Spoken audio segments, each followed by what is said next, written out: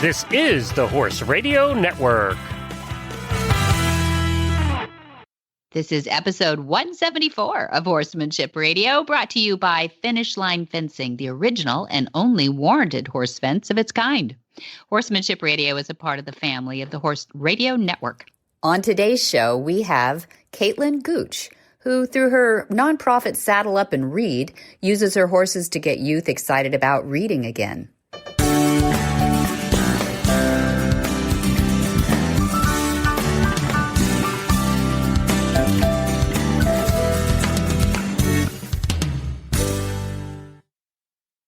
This is Debbie Laux, and you're listening to the Horsemanship Radio. Thank you for joining us. Horsemanship Radio airs on the 1st and the 15th of the month, and I have my producer, Jen, with me today. Hi, Jen. Greetings and Happy New Year. Happy New Year to you. I mean, does anybody ever get scared? I might say, Glenn with me today, your husband. I have Glenn with me today. Well, it does happen every once in a blue moon. It does. And it is kind of fun to get him on here. He causes us all to chuckle quite a bit too. And I miss him. And how's he doing? Everything good? Doing pretty good. The funnier half of this here duo is doing pretty well. Yes. We're looking forward to 2021 and looking forward to new starts and getting to know and visiting old friends that we haven't seen for a while, which is kind of appropriate since our guests are talking all about new starts for horses and new starts for people and getting reacquainted with old friends. So true. We're so looking forward to 2021 and lots of new things happening. And of course, those things that support horses. There we go. And we're going to do all of that right after we hear from the folks at Finishline Fencing, because this show wouldn't be here without them. So we'll be right back with Caitlin. Well, I'm here again with Kim and Lisa, and we're talking about Finishline Fencing because I get a lot of questions from people who are trying to put up one thing or another, and they know now about Finishline Fence and your product. But here's some of the questions that I get, or at least one biggie. What's the difference between Finishline Fencing, the original, and Finishline XL? Yeah, absolutely, Debbie. Like I mentioned before, the original Finishline has actually been out for over 30 years now, and that one was actually developed for horse safety. It's 1,250 pounds of tensile strength. It's 4 millimeters in diameter, and it's available on a spool, and one spool only weighs about 24 pounds, so it's very lightweight and easy to handle. XL, on the other hand, has been out for a few years now. It is 1,850 pounds of tensile strength, 5 millimeters in diameter, and it really just adds to the visibility, that thicker diameter to it. So that's the main feature of that, is so that you can see it a little bit more from a distance, aesthetically or for visibility for the animals? Yes, that was one of the main reasons. And actually it was an answer. We came up with this because a lot of our customers keep their cattle and the horses together. So we needed to come up with a solution for them. So we needed something a little higher tensile strength. So by increasing the diameter, which gave you the beautiful line to look at and more visibility, it also gave you that added tensile strength. So that way the horses and cattle, when they were worried about maybe it not being strong enough at 1250, the original. Mm-hmm. So a lot of people, we came out with this, and it's actually very popular. Still very economical, and it's really in high demand right now. I'll put it this way: 30 years ago, we used to sell about 1% black. Now it's about 3% black, and I think it's more of a trend in style. You know, if you've got both colors available, they should counsel with you on what's going to be the best look and the best safety for their horses for their particular region. I imagine green backgrounds versus sandy Arizona backgrounds, might make the difference. Thanks for sharing all that too. So where do people find you? How do they get a hold of you? So there are a few different ways that you can reach us. We do have a website. It's finishlinefence.com. Our Facebook page is Finishline Fence, or you can give us a call at 877-625-6100. You can order online. We have a full shop on our website. You can give us a call. We'd be happy to get you a quote for free. And we do ship out daily. and worldwide as well. We're very quick on shipping. We usually ship out the same day, if not the next business day. Caitlin Gooch is a wife, a mother, writer, amateur gardener. Oh, and a horsewoman too. That's why we're having her on. She grew up in Wendell, North Carolina, and she wanted to be a veterinarian. But her volunteer work with the youth in her community led her on a different path. Earning her bachelor's degree in sociology from East Carolina University, Caitlin was able to put academic context to the social cycle of systemic racial inequality. While working with youth in her community, Caitlin was exposed to educational disparities plaguing communities of color and decided to take action, starting with the literacy gap. Leading with her first passion, Caitlin uses her horses to incentivize reading for kids, making it a lot more fun. In 2017, Caitlin founded Saddle Up and Read, a nonprofit. Saddle Up and Read was birthed from her passion and a necessity too. And it works to increase literacy rates in today's youth through access, opportunity, and best of all, horses. To contribute to the history of an industry she is passionate about, Caitlin has authored a series of Color and Learn coloring books. The coloring books focus on Black equestrian trailblazers to help children learn more about those unsung heroes. It can be found at colorandlearnblackequestrians.com. That's colorandlearnblackequestrians.com. I'm so glad to have you, honored to have you on today, a podcaster, as we said in your bio, a wife, a mother, a writer, an amateur gardener. Oh my gosh, you're up to your ears. Tell us a little bit about your horses first. Well, thank you so much for having me today. I have surprisingly 8 horses. Wow. And it sounds pretty impressive, I know. But most of my horses were born here on the farm out of my one mare, Barbie. I have 3 Arabian quarter crosses. I have a quarter horse named Lady. I still have my first childhood horse. Her name is Goat. I have a miniature horse for the nonprofit. His name is Man. I have a stud and I have a mule. So my horses are here at my dad's farm in Wendell, and they keep me pretty busy. They sound like it. Everybody keeps you pretty busy. You're pulling on all parts. My goodness. That's really cool. So you use your Arabian though, right? And Man for the nonprofit, or is it just the Man, the mini? I use the Arabian Goat and I use Man for the nonprofit. I thought, yeah, he's really cute. They're both so cute. So tell us a little bit, let our listeners know a little bit about why you, what you call your nonprofit and why you did that. So my nonprofit is called Saddle Up and Read, and it is my nonprofit that I use to encourage kids to read. About 3 years ago, I'm not going to say that the idea came because at the time there was a book fair going on and the theme was literally Saddle Up and Read. But yeah, but the idea to actually go out and do it, that is something that I found to be my purpose, to put horses and books together and allow children to experience both at the same time. And I've always loved horses and books ever since I was a child. So now I really get to see children use their imagination when they come down to the barn and they grab a book and they read to the horses. And some of the kids can't even read, so they'll make up stories. Yeah, you started this because you recognized a literacy gap, which is noble. I'm glad that you did that. But you just explained it. It's because you loved books when you were growing up. So what do you think was causing this literacy gap? Are kids just not reading as much anymore?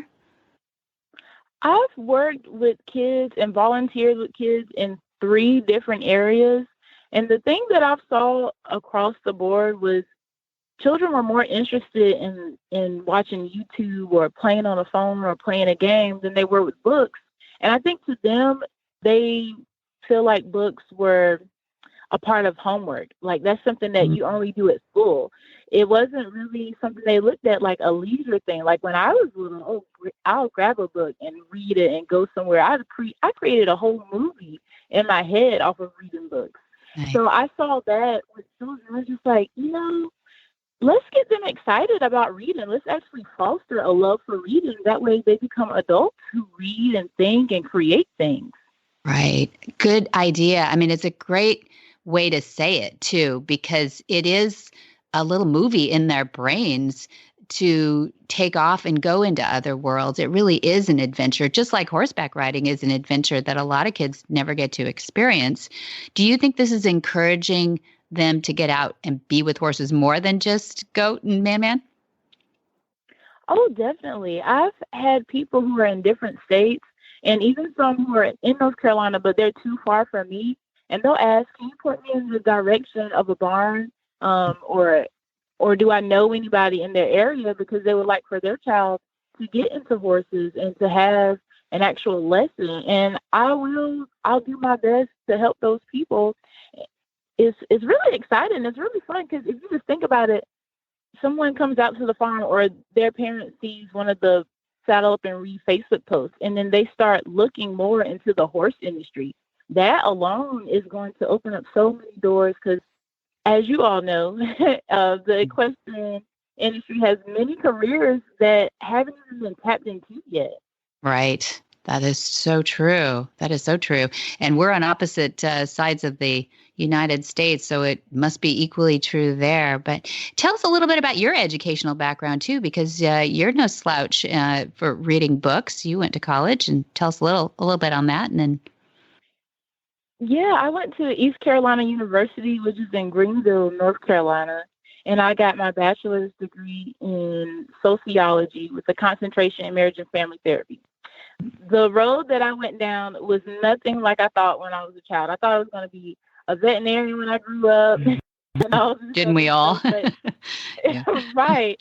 That totally changed when I got to college. And at ECU, I really enjoyed my time there. And once I graduated, I actually started working at a child care center. And I started volunteering more. And eventually I worked at a Boys and Girls Club. I really felt like my calling was around children. And I have a big goal. So one day do therapeutic riding, but also implement marriage and family therapy. In general, with Black families and minority families, I know that therapy is something that's considered taboo. So even though I'm using horses now to encourage literacy, eventually I want to use horses to encourage therapy. Mm-hmm. I love that. And I love that you call your nonprofit, Saddle Up and Read, a barrier busting nonprofit. So is it doing it? I mean, you've been at this for 3 years now. Tell them what you told me about what you've been doing every weekend for the past 3 years. Well, I've been giving away books through the nonprofit. I'll take my horse, load her up, or now Man, which I got this year, or load him up, and the trailer already has books in it, and I'll go to a neighborhood or a park or a parking lot of a store, and I'll set up everything so that when children see us, they can come by and they can grab a book and they can meet the horse and they can touch on him or her and just see horses. A lot of the kids have never seen horses before, and if they have, they've seen them in movies. So It's really interesting just to see their smiles. And even if they have seen horses before, they're still excited. Like, who isn't excited when they see a horse? Right. And I've even gone to neighborhoods, and I really don't advertise for it as much, especially now because of the pandemic. But the last neighborhood I went to, once I got there and I got the books out, I took Go out of the trailer and I just walked around the neighborhood and kids just started coming outside. Oh, it's so great. Yeah, because right now I just think the mental health for all our kids being inside so much, the outdoors, horses and outdoors, it seems like the magical, maybe it's our inoculation for all this problem. I don't know. Yeah. Yeah.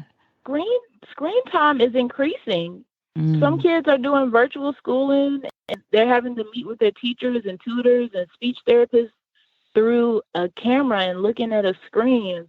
We need a break, and sometimes we might not even notice that we've upped the screen time to 50%, So it's definitely something that'll give people a break.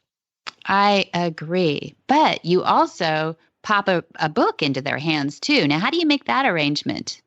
How do you get all those books? Oh my goodness. Now people just email and they say, where can I drop the books off? Where can I mail them to?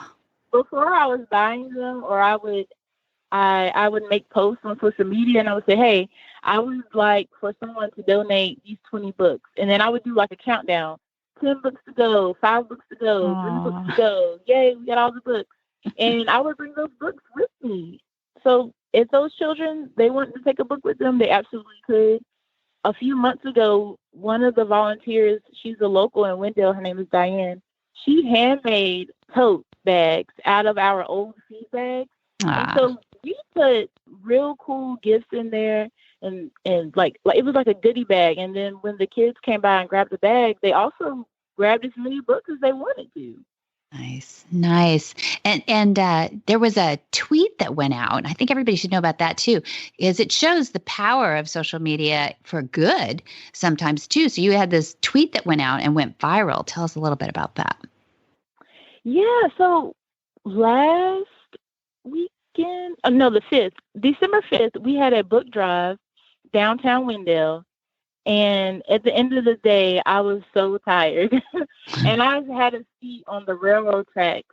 And you can see my horse trailer behind me. And I just decided, it is so pretty, let me take a picture. So I took a picture. And then I ate my food. And I sat in the truck a little while longer because I was just so tired. And then when I finally got home, it was around 6 o'clock, I think. And I made a tweet. And I said, hey, I'm Gooch. Me and all my siblings, we go by our last names. And I said, hey, I'm Gooch. You see that horse trailer and truck back there? And I said what I did. And when I woke up the next morning, it had over 20,000 likes. And people have been talking about it nonstop ever since. And there's a lot more likes up there now. A gob. Yeah. You got 60,000, I think now. So, I mean, and you've been featured on Horse Nation and Adobe and Spectrum News and all these other places too, which is deserved. I am so glad that people are recognizing a good thing in all this craziness. Tell us a little bit about your dad. It sounds like he was important. It's your dad's ranch that you based from. What did he do for horses and you? My dad started me into horses. He started me riding when I was 3 years old. I love him so much for that. Mm-hmm. And he's always had this horse farm. We've always lived here, and we have always done trail rides. That's something my dad has played a huge role in. These trail rides that are normally on the weekends from March to November, a Black Saddle Club would host a trail ride at their farm, or they would rent a farm, or they would even host it in like their backyard. They not necessarily even having a farm. And we would go to those places, whether it was in North Carolina, South Carolina, Georgia, Virginia, Maryland, and we would ride for the weekend and fellowship and dance and have raffles. I've been to one trail ride where they raffled off a horse trailer. Wow. So it's a lot of fun, and it's predominantly Black equestrians. It's something that I grew up seeing, and to other people, when I start talking about it, they are so in awe because they just have never heard of it. Yeah. Yeah. A lot of the American West cowboys were Black. I mean, there were a lot, there's a legacy there. And you note that legacy has kind of been erased. So are you helping with that? Are you resurrecting some of those stories? Absolutely. In Saddle Up and Read, we have a special library of Black equestrian literature. And through that, because I love to read, I haven't read all the books yet. There's about less than 60. But I've read so many stories about Black equestrians in history. And so I launched a coloring book this week to teach children about those equestrians. And it's just a fun way because a lot of these books are not tailored to children. They're really big and heavy, and it's just not something a child is going to pick up. So Yeah. I'm using coloring to introduce those equestrians and also send a message. In the back of the book, it says, "You are the next generation of equestrians." And I think that's really important because I feel like the word itself, equestrian, hasn't been said so much in collaboration with Black or minority. And it's really just been cowboy, which is so interesting because of the history of the word cowboy, but also because when we think about cowboys and cowgirls, we automatically think about horses, and so do children. So I wanted to give them that word, that term, equestrian. I've met a lot of the adults who can't even pronounce the word equestrian, and they don't even know what it means. So it really meant a lot for me to put that definition in there and let children know that this is something possible that you can do. Yeah, absolutely. So tell us a little bit about the coloring book. Did your girls, you have 3 girls, I think. Did they get to pick what you're going to color? Or how'd you do that? They didn't. I do have 3 girls, Haley, Rosalie, and Novalie. My oldest is 10 and my youngest is 9 months. But I did put a picture of my oldest daughter, Haley, in the coloring book. She has a helmet on. She's actually riding Gooch bareback, and she has her long, colorful braids. And so I thought that would be really cool to include because we don't see that a lot in media. Mm-hmm. Yeah, no kidding. And, my dad growing up, he rodeoed when I was really young, as well as showed horses and made a living with that. And became in college, he won a big championship in steer wrestling. But his hero was Bill Pickett. I don't know if you know that name, but he was the guy who really invented steer wrestling. But he did it in a much more macho way than my dad did, because his invention was to jump off a horse. This is a speeding horse chasing an even speedier cow often, or steer, and grabbing it by the head and chomping down on its upper lip and flipping it over. Now, if that ain't macho, I don't know what I don't know what is. But I mean, steer wrestlers thought they were very brave until they started talking about Bill Pickett. So I know there's a lot of legendary Black rodeo and horsemen out there from, the Wild West was populated by brave men, period. Didn't matter the color when we were growing up at all. So I am glad that you're bringing some of that legacy back into the fore, because these guys, they really did win the West for us. And I don't know if you know much about I hope you study a little bit of the West too, with the Black cowboys, because these guys out here didn't raise cattle for the meat. Did you know that? Yeah, they didn't. They raised it for the skins, because out here there was nobody enough to eat the meat. So they would skin them, and it was the skins and the Corinthian leather that they sent back around the horns to make Italian shoes or go to the eastern side of the United States. And so they did all the work out here while the rest of the world was finding fine leather. And that was a big part of our pushing out into the West and founding the West out here, was to raise cattle out on these big open land grants is what they were. So, and color was no barrier out here, only brave souls that were hardworking. Yeah, I've read about a few Black cowboys out in West, and some who their parents might have been slaves, but their parents worked and were able to buy their children's freedom or buy their family's freedom. And one of the cowboys I read about, he left his family at a very young age because he wanted to do cattle drives, and he stole a mule. Oh. and he rode until he found someone that would hire him to actually be a part of the cattle drives.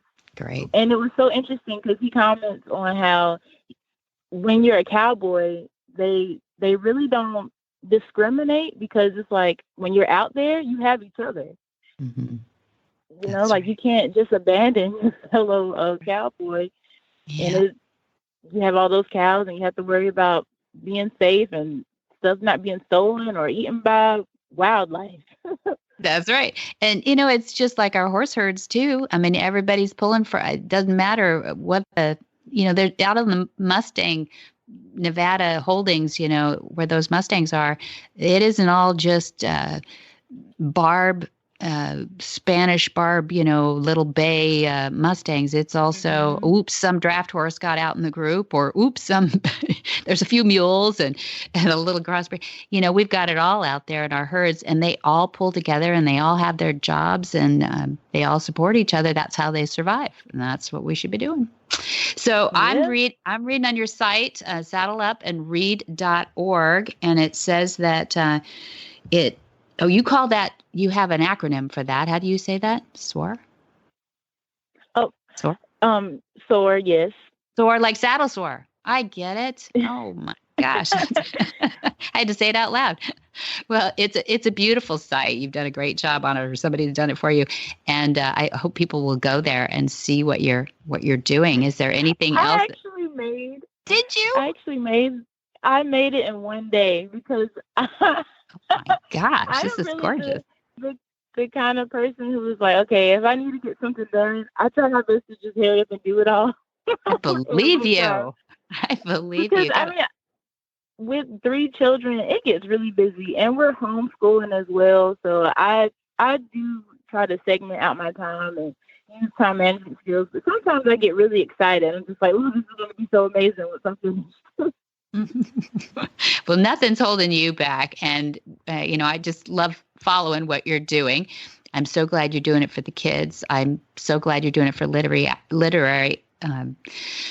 excellence, back into our world of kids, because it really does create adventures, especially when they're homebound right now. And getting them off the screens and devices would be a wonderful encouragement anyway. Why not? And I love your quote on your site that says, "Children who read become adults who think." And I believe that. I do too. And my ultimate vision for Saddle Up and Read is to have our own farm, our own equestrian facility, so we can provide a way to let children have those experiences.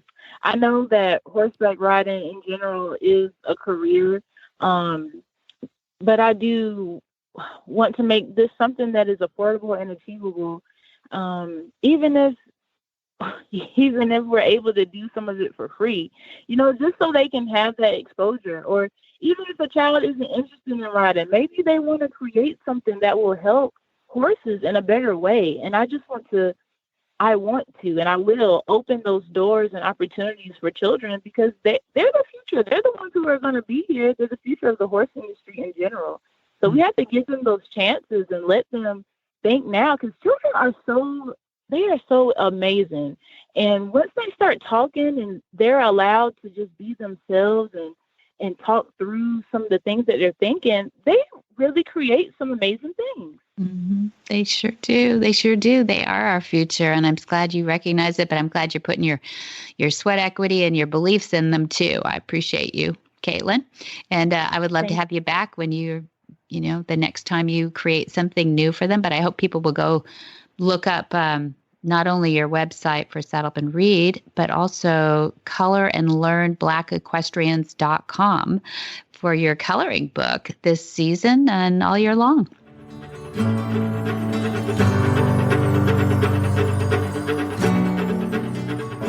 Imagine if you could take Monty to the barn with you. Watch and learn as he addresses each challenge with your horse and answers your questions too. You head to the arena and you work on each new lesson, knowing Monty's there to encourage you, all with violence-free, tried and true methods. After all, he's been helping train horse lovers all his life. With his online university, you could be like Kathy, a retired teacher who just bought her first horse. Recently, I went to a tack shop to look for a smaller halter. I'm 61, just purchased my 14 hands POA the day after my birthday, just a few weeks ago, after never having had a horse. And yes, that's crazy, but as a retired teacher who never had a hobby other than teaching, I decided to go for it. My hubby and I have taken lessons this past year, but I really longed for a relationship with a horse. The only other experience I'd ever had was to ride a horse in Philly, Pennsylvania, my hometown, when I was 16, and I got bucked off. And that was it until I was 61. Well, the owner of this tack shop, this precious lady, 84-year-old lady, gave me a copy of this magazine, Equine Monthly. And the article I read in it was Horses Are Biofeedback Beings. And it was just so interesting. I really felt like I just found a pot of gold when I read it, because in it talked about Monty's online university and that I could have access to 575 videos for $10 a month. And before that, I was just searching YouTube for everything I could find. But truthfully, that's just a pain. I love that the uni videos are concise and they're in order. They have extra notes and a quiz. And I just can't thank you enough for the huge blessing of your online university. It really has changed my life, and I will never be the same. I've had my horse Jack now for 7 weeks, and thanks to the videos, I've done join up with him, and it really worked like a dream. I had to do it in an arena, but it still worked, thanks to Monty's lessons and the cues and the hand signals. The ability to watch the lessons over and over on demand is incredible. So I also want to thank you so very much for making the online university affordable for this retired teacher. Thank you so much for all that you do for everyone who really wants to love a horse. Kathy.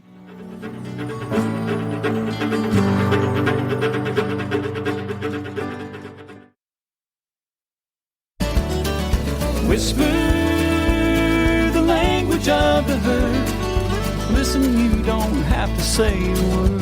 It's time for Jamie Jennings to fetch an email from Monty Roberts' inbox and share a morsel of Monty's wisdom in a little segment we like to call Ask Monty. Leave this world a better place than mine.